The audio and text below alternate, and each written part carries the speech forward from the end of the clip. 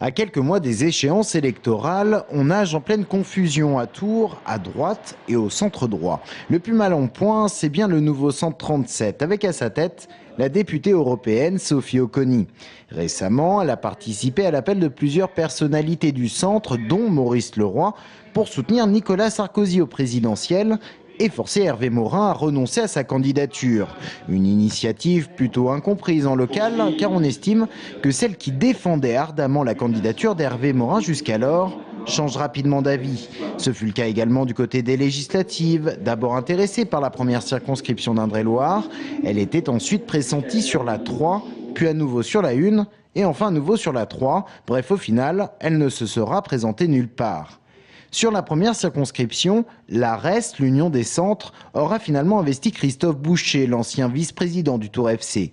Officiellement, le novice en politique se maintiendrait dans tous les cas, sauf pronostic de résultats décevants. Mais il y en a un qui pense autrement, c'est Xavier Datteux, l'ancien assistant parlementaire de Sophie Oconi, aujourd'hui en froid avec elle.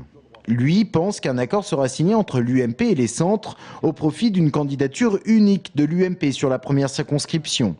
Il serait donc le seul centriste à se présenter, certes sans l'étiquette Nouveau Centre, mais centriste quand même.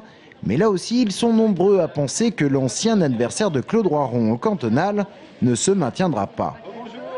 À Tours, les candidats sont donc nombreux, mais combien en restera-t-il au final? Bonne question, car du côté de l'UMP, c'est pour l'instant le même combat. Samedi, la candidature de Guillaume Pelletier devrait être officialisée. Ses adversaires internes au parti se maintiendront-ils? Affaire à suivre.